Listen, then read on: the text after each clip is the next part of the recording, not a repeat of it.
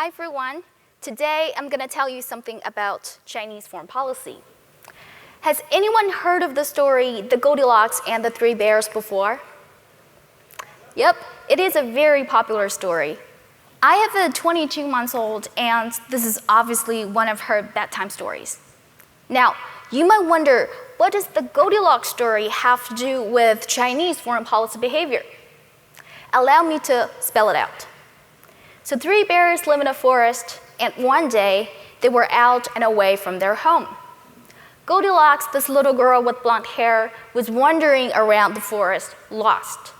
And she saw the 3 bears' home and went in.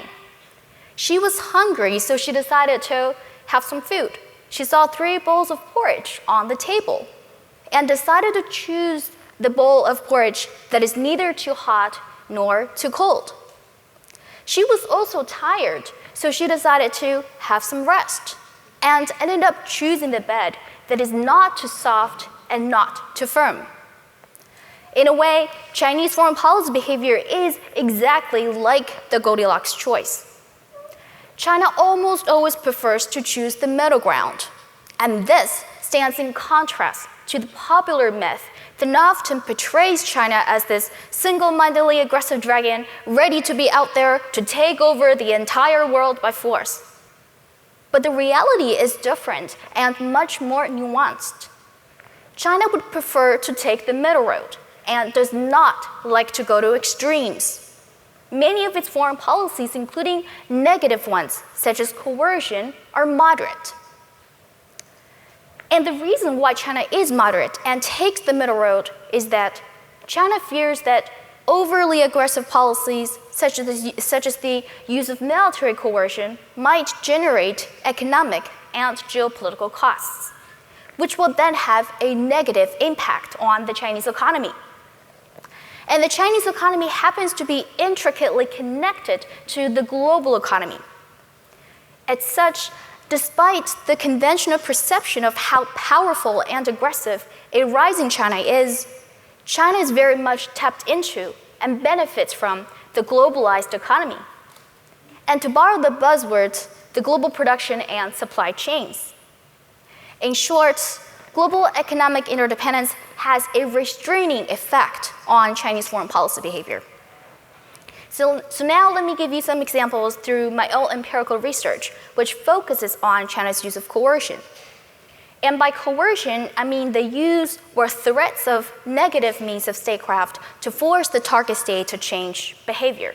And these measures can include the use of diplomatic sanctions, economic sanctions, or even military coercion. So let's take a look at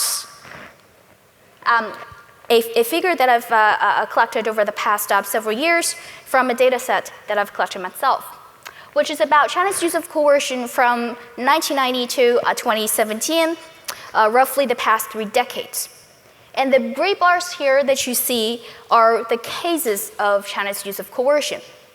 So it's no surprise to see that the cases of Chinese use of coercion on the rise with the growing power of China overall. But what's interesting and what leads to the first Goldilocks choice of China's use of coercion is the tools of China's use of coercion. So this is the same figure that you just saw, but broken down into different kinds of coercive measures. So the red bars here are cases of non-military coercion, and the blue bars, military coercion. So we can see that in the 1990s, China used coercion, especially military coercion, about half of the time. So for example, China conducted missile tests in 1995 and 1996 over the Taiwan Strait crisis. Beginning 2000s, however, China has dramatically decreased the use of military coercion. And instead, what we're seeing is an overwhelming use of non-militarized coercive tools. So let me give you some examples. For example, in 2012, China imposed a banana ban against the Philippines over maritime territorial disputes in the South China Sea. And there are several things that's interesting about China's use of economic sanctions in this case. So first off, it's not military coercion. And secondly, China did not openly announce the imposition of economic sanctions on the Philippines. Instead, it only cited pest control issues with regard to Philippine banana exports to China, because China was concerned about potential WTO lawsuits if China openly and explicitly stated economic sanctions, politicizing the bilateral trade between the Philippines and China. And thirdly, the sanctions that China imposed in this case, the banana ban, was very moderate. Sino-Philippine banana trade only constituted about 2% of overall trade between the two countries, so it was even much more moderate. And this kind of sanctions behavior really stand in contrast to some of the conventional sanctions that we're currently seeing, for example, the US sanctions on Russia over the Russian invasion of Ukraine. It tends to be an overall embargo and much more harsh than the use of sanctions in the case of China.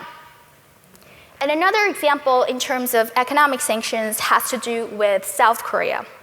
And this time, it was the US decision to deploy the THAAD, which is the shorthand for Theater High Altitude Air Defense Systems, to South Korea in around 2016. China was unhappy about this particular episode because it views the deployment of THAAD as threatening to its national security. So guess what did the Chinese government do to South Korea? China imposed economic sanctions on South Korea, but not so much in the sense of an overall embargo.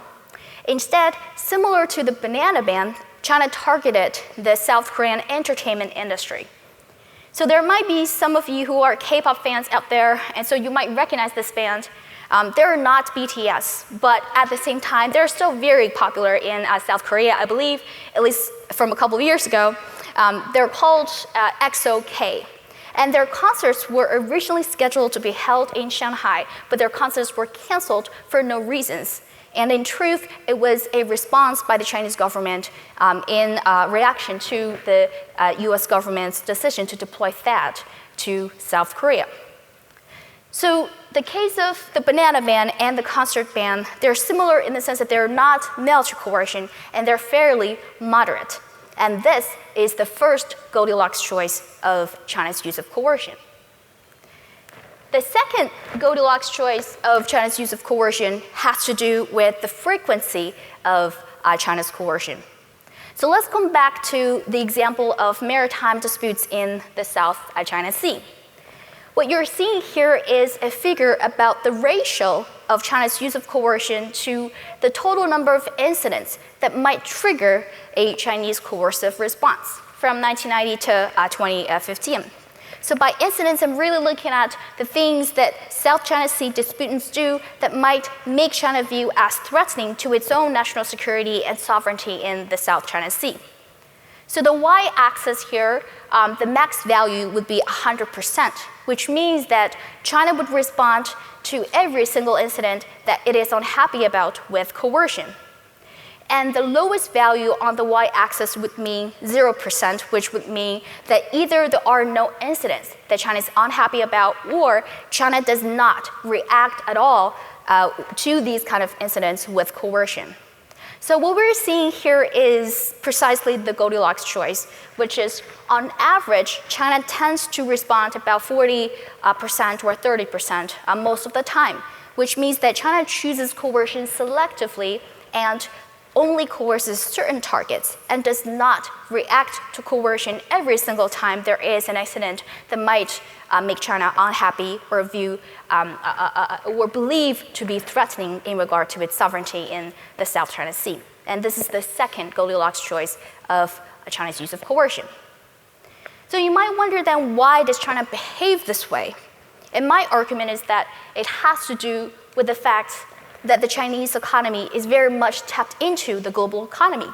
And there will be costs to the Chinese economy if there is political instability because of the militarized conflict or the escalation to a military conflict. And let's take a look at some examples of the Chinese companies. So one example is a company that is called Huawei, which you might know about, which has caused a lot of media attention in more recent years because it is one of the giants in the telecommunication industry. and it's really famous for its 5G technologies and the production of smartphones. But the production of the Chinese Huawei smartphone actually is not entirely within China. So let's take a look at the supply chain of the Huawei smartphone. The display that you see, that you're currently seeing here actually comes from South Korea. And the design of the Chinese Huawei smartphone was actually in the United States, the Silicon Valley in particular. And some of the patents come from the UK as well as Japan. And the most important component of the Huawei smartphone, the computer chip of the phone, actually was produced and assembled in Taiwan. So this goes to show how much the Chinese economy is part of a global production and supply chains. So China has too much to lose if there is any political instability that might cause a damage to the production and supply chains. So 2 main takeaways. And the first one is that China tends to use coercion selectively as well as in a moderate sense. So China tends to prefer non-militarized coercive tools over military coercive tools. Next time, when someone asks you about Chinese foreign policy, tell them about the Goldilocks story. And secondly, the reason why China is moderate and takes the middle road has to do with the fact that it is concerned about the potential instability that might be caused to the global production and supply chains because of an escalation to militarized conflicts. And this really suggests the power of global economic interdependence and the power of production and supply chains. And in keeping with the central theme of our conference today, the power of the economic bridge in restraining rise in power foreign policy behavior. Thank you.